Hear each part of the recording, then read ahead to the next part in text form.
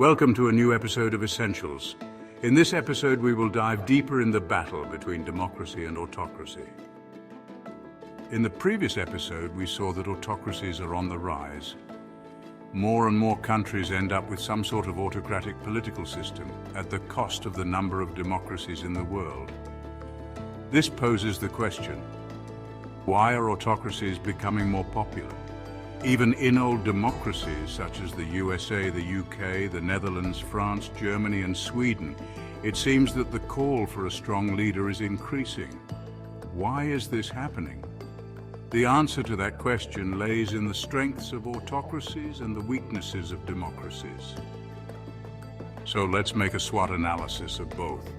What are the strengths, weaknesses, opportunities and threats of both democracies and autocracies? Let's start with the main strengths and opportunities of democracies. An important strength is that democracy gives you as an individual the right to express your opinion, to get together with whom you want, and to believe in any religion you want.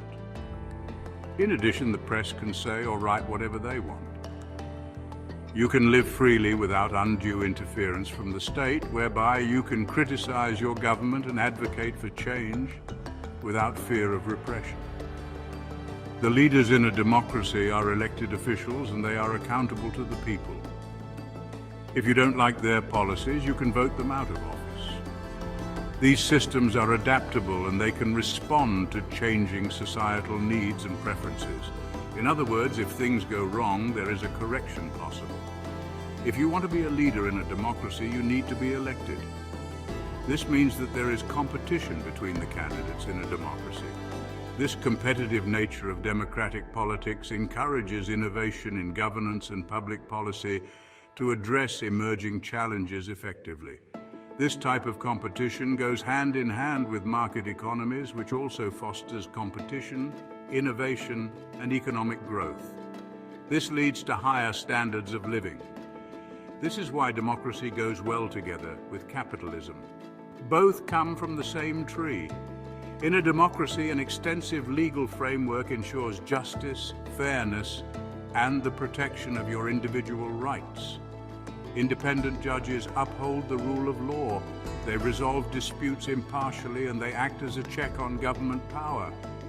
If we have conflicts or disagreements, then it is resolved through dialogue, negotiations, and legal processes. We don't use violence in a democracy to get our rights. Well, this all sounds wonderful, maybe too good to be true. There are some important weaknesses and threats in a democratic system as well. If you live in a democracy, you will probably recognize some of them. We all know that democratic processes are very slow and inefficient. All decisions need to be debated, then there will be a compromise, and finally it needs to be voted over. It can take many years to get some relevant changes done. Different political parties or ideologies are involved, and this can lead to significant divisions and conflict between these parties, leading to polarization and hindering effective governance and unity. The current situation in the USA is a good example, as the Republican Party and the Democratic Party are fighting each other on each item. If officials need to be elected, it means there will be competition between the candidates. It is very tempting for politicians to prioritize on short-term gains to win elections, thereby neglecting long-term issues and sustainable policies. In a democracy, it is expected that informed and active citizens participate in the process. However, voter apathy and lack of knowledge can undermine the effectiveness of democratic governance. Another consequence of democracy can be the conflict between majority rule overshadowing minority needs. The rights and interests of minorities can then no longer be protected. A variation on this is the winner-takes-it-all stance. In these situations, like the Brexit vote in the UK, a winner of an election with a margin of only a couple of percentages, for example 52% against 48%, implements its policies without considerations for the huge minority. This will lead to further polarization. And then there is the influence of money. In democracies, campaign financing and lobbying can lead to undue influence by wealthy individuals and special interest groups such as companies. This influence distorts democratic processes and policies. Finally, there is an argument that is often overlooked, that is, that democracy is difficult to implement. You can't just turn a society into a democracy by organizing free elections. It needs much more than that. Democracy is a way of living. It is not just a technique. People need to accept different opinions, accept compromises, independent judges, and a really free press. It has been tried in Iraq and in Afghanistan, and it didn't work. And mind you, it took a fierce battle and a long time before democracy was fully implemented in the West. So, concluding for democracy, the system has some clear benefits, but it also has some serious flaws. It always has been a slow decision-making process, and politicians have always been short-sighted. However, it seems that some flaws, like polarization, majority rule, voter apathy, and influence of money, are more dominant now than they used to. Okay, let's now have a look at the strengths and opportunities of autocracies. In an autocratic system, there is no need for lengthy debates or consensus-building processes. Power is concentrated in the hands of a single leader or a small group, and this allows for swift decision-making. The concentration of power reduces political infighting and the influence of opposing parties, which can lead to a more cohesive governance structure. With fewer competing political factions, autocratic systems can avoid the intense polarization seen in some democratic societies. The absence of frequent changes in leadership can provide a stable environment which can be beneficial for long-term investments and economic planning. Leaders can focus on their agenda without being distracted by electoral concerns and political competition. Autocratic leaders such as Putin or Xi Jinping can prioritize national development goals without the need to cater to diverse interest groups. The regime can focus on economic growth, infrastructure development, and other national priorities without being sidetracked by populist demands. So the autocratic system can be very effective but comes with a certain cost. Let's have a look at the weaknesses and threats of autocracies. Autocratic leaders often have unchecked power, leading to potential abuses without mechanisms for accountability. With fewer checks and balances, there is a higher risk of corruption as leaders and officials can act without oversight. Citizens in autocratic systems often experience restrictions on freedom of speech, assembly, and press. Autocratic regimes can suppress dissent and opposition, leading to potential human rights abuses. Decisions are made by a small group or a single leader without broad consultation, leading to potential missteps. A lack of diverse viewpoints can result in groupthink, where critical thinking and dissenting opinions are suppressed. As there is no open debate about political issues, the decision-making process might be efficient, but it can be very ineffective.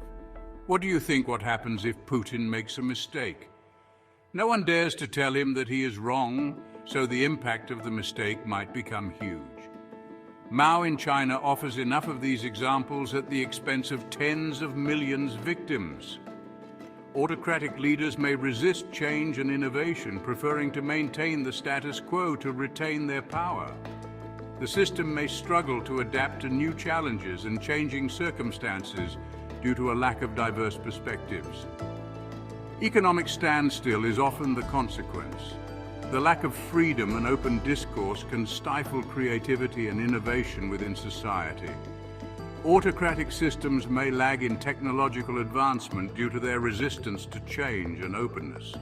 Autocratic regimes may allocate resources based on political considerations rather than economic efficiency. Favoritism towards loyalists and supporters can lead to inefficient economic practices and stifle competition. The combination with a capitalistic economic system will therefore, on the long run, be not sustainable. This is an important conclusion for China today. The success of an autocratic regime is often highly dependent on the capabilities of the leader. Poor leadership can lead to national decline, see Venezuela, for instance. Autocratic systems can face instability during leadership transitions, particularly if there is no clear succession plan. So, What is the conclusion on autocracies? It appears that they can be very efficient but less effective. As there is no clear accountability and no open debate, the chances on wrong policies are significant and the impact of that can be huge. So let's go back to the beginning of this video, to the question, why are autocracies on the rise? Based on our SWOT analysis, I think that autocracies work well in a situation where the country is developing. Building a strong nation with a robust economy needs efficiency and focus. It also needs effectiveness, and that might be easy to achieve if your goals are clear. To build a strong economy, you need investments in the infrastructure. You need to attract foreign investments. You need to train your workforce. Not easy to make mistake there, and the model will flourish. And don't forget, an autocracy is easier to implement than a democracy. The latter takes time, and that is not always available. We have seen the examples of effective autocracies: Singapore, Taiwan, and South Korea. They flourished in their build-up phase under enlightened autocratic leadership, but be aware, Taiwan and South Korea are now democracies. They don't use the autocratic model anymore. But what is needed when the economy is strong and well established? When innovations and competition become more important, then probably democracy is a better system. We have looked at the reasons in our SWOT analysis. So, for developing countries with enlightened leadership, autocracies can work. But what about the call for strong leaders in democracies such as the USA and France? Then we come to the so-called populists. These are not the same as autocrats because they operate in democratic systems. In the next episode of Essentials, we will deep dive into the role of populists, such as Trump, Le Pen, Wilders. The question we will answer there is, are populists the Trojan horses of democracy? So please join me in the next episode of Essentials and do subscribe to the channel.